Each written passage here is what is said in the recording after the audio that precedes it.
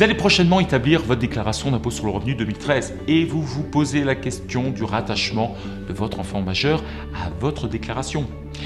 Pour mémoire, un enfant majeur est par principe imposable seul, autrement dit, dès 18 ans, il constitue son propre foyer fiscal. Cependant, votre enfant majeur peut être attaché à votre déclaration de revenus s'il est âgé de moins de 21 ans, sans condition particulière, ou s'il fait des études jusqu'à 24 ans inclus. L'avantage du rattachement d'un enfant majeur à votre déclaration de revenus consiste en une majoration du quotient familial. Par exemple, pour un couple avec 3 enfants, cela représente 4 parts fiscales. Le plus âgé des enfants venant à partir fera perdre une part fiscale complète.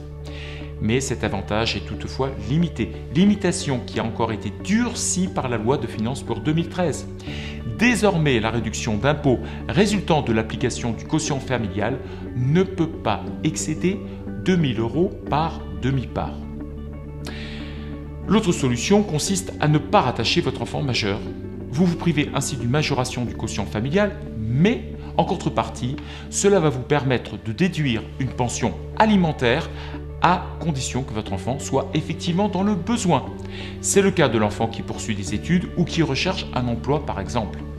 La déduction de cette pension alimentaire est toutefois limitée à 5 698 € par enfant et par an et doit pouvoir être prouvée.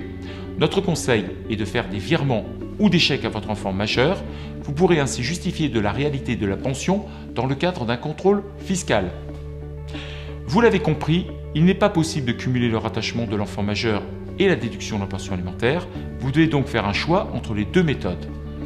D'autres critères méritent d'être soulignés. Votre enfant majeur rattaché poursuivant des études supérieures ouvre droit à une réduction d'impôt de 183 €. Parallèlement, le rattachement d'un enfant peut permettre d'augmenter le plafond de certaines réductions d'impôt et bien d'autres avantages.